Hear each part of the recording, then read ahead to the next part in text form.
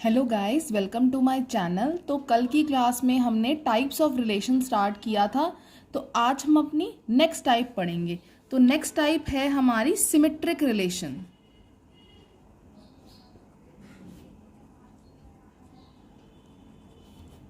तो symmetric relation क्या होता है? मान लीजिए ए हमारा एक सेट है जिसके अंदर कुछ एलिमेंट प्रेजेंट है और आर हमारा सबसेट है ए क्रॉस ए का। ठीक है, तो इस आर को हम सिमेट्रिक रिलेशन कहेंगे। कब कहेंगे? If for all A comma B belongs to A. अगर ए कॉमा बी आर में प्रेजेंट है देन बी कॉमा ए भी आर में प्रेजेंट होना चाहिए। अगर ये है तो ये भी होना चाहिए। अगर ए कॉमा बी आर में प्रेजेंट है तो बी कॉमा ए प्रेजेंट होना चाहिए। ठीक है, मतलब अगर ए रिलेटेड है बी से तो बी रिलेटेड होना चाहिए ए से। अगर ये तो ये, अगर ए कॉमा बी हमारा प्रेजेंट नहीं है आर में तो हमें ये चीज चेक करने की जरूरत ही नहीं है। अगर ए कॉमा बी प्रेजेंट नहीं है तो हमें दूसरी चीज तो चेक करने की जरूरत ही नहीं है। ठीक है, जैसे सपोज फॉर एग्जांपल मैंने एक ए सेट ले लिया जो ऊपर ले रखा है और आर उसका मैंने ले लिया सबसेट है। तो आर में कुछ ऑर्डर्ड पेयर्स प्रेजेंट हैं। देखिए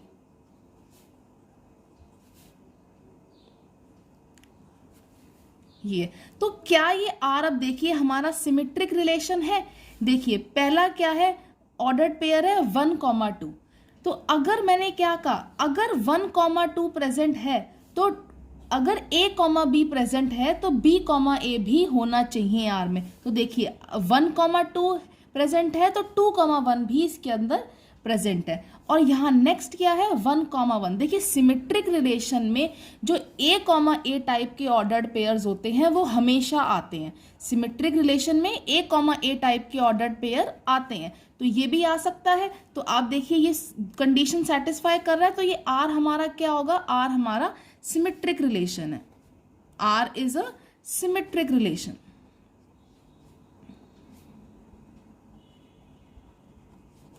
ठीक है, अब नेक्स्ट चीज देखिए, is phi a symmetric relation? क्या हमारा फाई सिमेट्रिक रिलेशन होता है?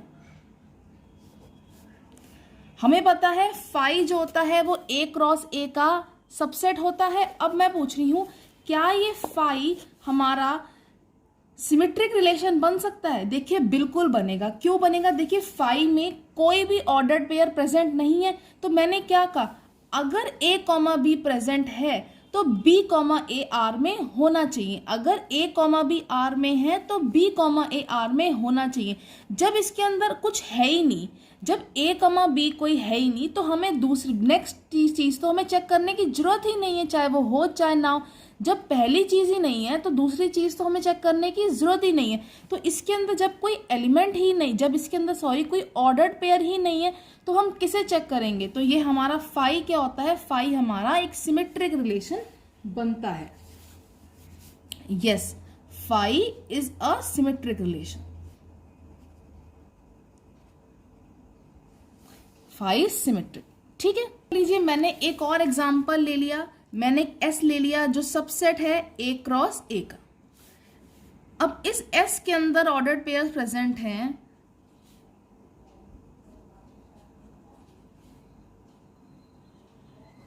ये क्या ये सिमेट्रिक रिलेशन है? बिल्कुल है, क्योंकि मैंने क्या कहा था, इसके सिमेट्रिक रिलेशन में ए कॉमा ए टाइप के ऑर्डर्ड पेयर्स आ सकते हैं। तो आ रहे हैं, तो ये हमारा क्या है? सिमेट्रिक रिलेशन है। ऐसा कोई जरूरी नहीं है तीनों आने चाहिए। कोई भी अगर 1,1 भी प्रेजेंट होता सिर्फ तो भी हम कहते हैं सिमेट्रिक रिलेशन है।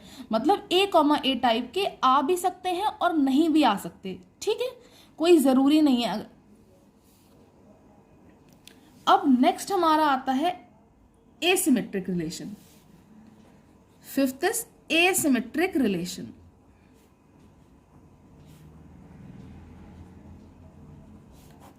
एसिमेट्रिक रिलेशन क्या कहता है? सपोज कर लीजिए एक ए हमारा सेट है, ए हमारा एक कोई भी सेट है और आर उसका सबसेट है। तो इस आर को हम एसिमेट्रिक रिलेशन कहेंगे। और कब कहेंगे? For all A comma B belongs to A if, अगर ए कॉमा बी हमारा आर में है then B comma A R में नहीं होना चाहिए।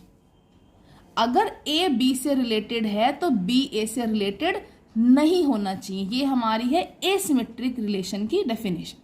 क्या है? अगर हमारा ए रिलेटेड है बी से या ए कॉमा बी हमारा आर में प्रेजेंट है तो हमारा बी कॉमा ए आर में प्रेजेंट नहीं होना चाहिए। जैसे फॉर एग्जाम्पल मैंने ले लिया और आर इसका ले लिया, सबसेट है ए क्रॉस ए का, ठीक है। तो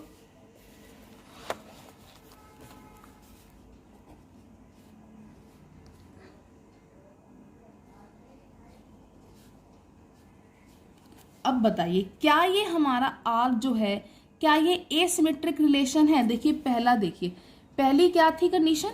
अगर ए कॉमा बी आर में प्रेजेंट है तो बी कॉमा ए आर में नहीं होना चाहिए। तो आप देखिए अगर 1,2 प्रेजेंट है तो 2,1 प्रेजेंट नहीं होना चाहिए, तो नहीं है 2,1, ठीक है, ये वाली चीज सही है। अब नेक्स्ट देखिए क्या इसके अंदर क्या एसिमेट्रिक में ए कॉमा ए टाइप के ऑर्डर्ड पेयर आ सकते हैं? देखिए नहीं आएंगे ए कॉमा ए टाइप के ऑर्डर्ड पेयर्स। क्यों नहीं आएंगे? देखिए हमें क्या ले रखा है, क्या चीज दे रखी है? If A comma B belongs to R, मतलब अगर ए कॉमा ए आर में बिलोंग कर रहा है then B comma A does not belongs to R. B comma A मतलब अगेन ये हो गया A comma A does not belongs to R. क्या ऐसा कभी हो सकता है एक चीज आए और वही चीज ना भी आए? ठीक है, तो इसका मतलब हमारे पास जो ये ए कॉमा ए टाइप के ऑर्डर्ड पेयर्स होंगे वो एसिमेट्रिक रिलेशंस में नहीं आएंगे। तो ये इसके अंदर आ रहा है तो ये आर हमारा एसिमेट्रिक रिलेशन नहीं है। ठीक है, R is not a asymmetric relation.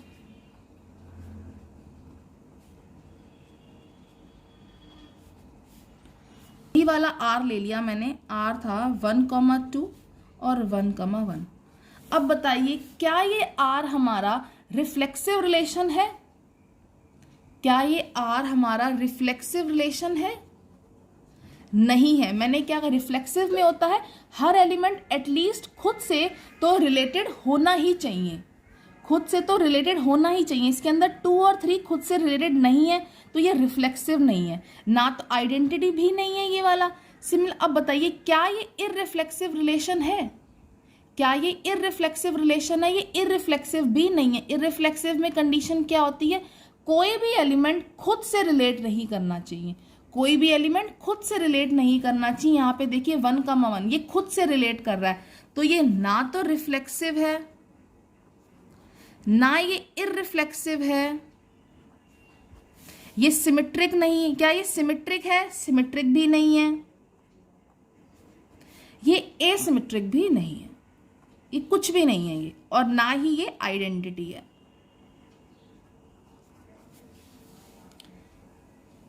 ठीक है, अब नेक्स्ट देखिए क्या हमारा phi is phi a asymmetric relation? क्या फाई हमारा एसिमेट्रिक रिलेशन है? देखिए बिल्कुल हमारा होगा। हमारी इसमें चेक क्या करना होता है, अगर ए कॉमा बी हमारा आर में है तो बी कॉमा ए आर में नहीं होना चाहिए। जब इसके अंदर कोई ए कॉमा बी है ही नहीं तो हमें दूसरी चीज तो चेक करने की जरूरत ही नहीं है। तो हमारा फाई क्या है? हमारा phi, yes, phi is a asymmetric relation.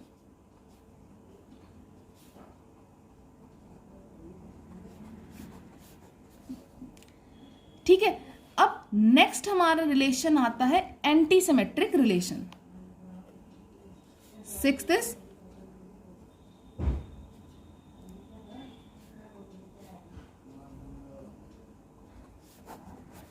तो एंटी सिमेट्रिक रिलेशन हमारा क्या कहता है कि लेट कर लो कोई भी एक ए हमारा सेट है, एक ए हमारा सेट है 1, 2, 3 और आर इसका हमारा सबसेट है। तो इस आर को हम एंटी सिमेट्रिक रिलेशन कहेंगे।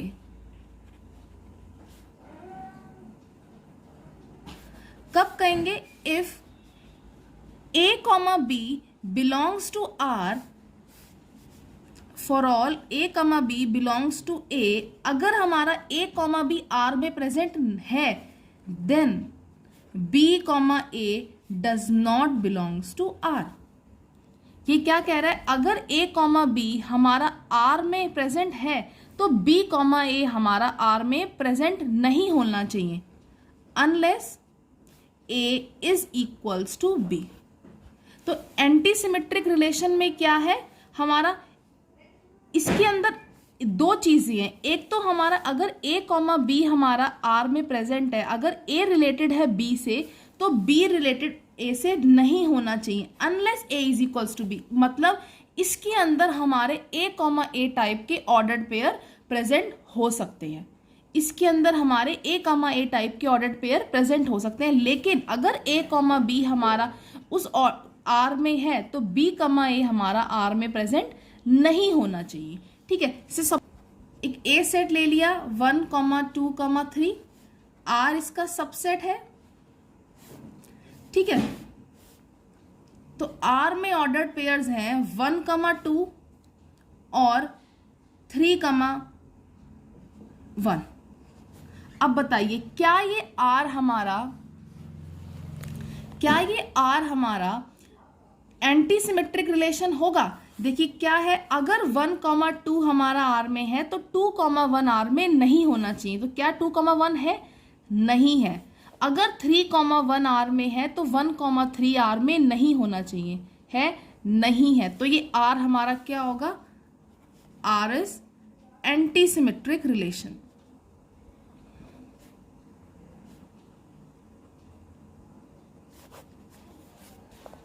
आर हमारा एंटी सिमेट्रिक रिलेशन है। ठीक है, तो आप मुझे कमेंट सेक्शन में बताना क्या फाई हमारा एंटी सिमेट्रिक रिलेशन होगा? Is phi a anti symmetric relation?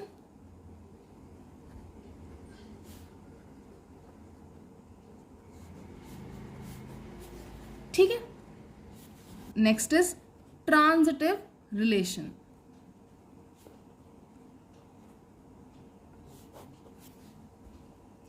तो ट्रांजिटिव रिलेशन हमारा क्या होता है, लेट कर लो ए कोई हमारा सेट है, ऐसे लिख लीजिए a relation R on set A is said to be transitive if for all A comma B comma C belongs to R, if A is related to B, B is related to C, then A is related to C.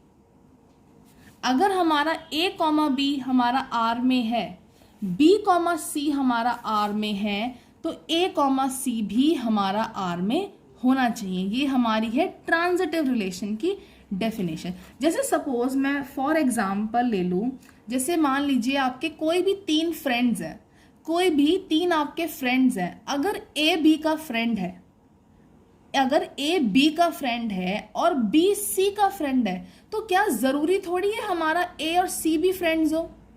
जरूरी तो नहीं है ए और सी भी friends हो, तो ये हमारा ट्रांजिटिव रिलेशन नहीं है। ठीक है, अब जैसे हम ट्रांजिटिव रिलेशन का एक और एग्जांपल देख सकते हैं। जैसे मान लीजिए आपके पास कोई भी एक प्लेन में 3 लाइंस है, कोई भी 3 लाइंस है और ए और बी एक दूसरे के पैरेलल है, बी और सी भी एक दूसरे के पैरेलल है, तो क्या ए और सी एक दूसरे के पैरेलल होंगी? बिल्कुल होंगी। अगर ए बी पैरेलल, ए और बी पैरेलल है, बी और सी पैरेलल हैं एक दूसरे के, तो ए और सी भी पैरेलल होंगी। तो ये हमारा एक ट्रांजिटिव रिलेशन हो गया। ठीक है, तो ये हमारा एक ट्रांजिटिव रिलेशन है। ठीक है, तो हम आज का लेक्चर यहीं पे ही खत्म करेंगे। कल से हम एक न्यू टॉपिक स्टार्ट करेंगे।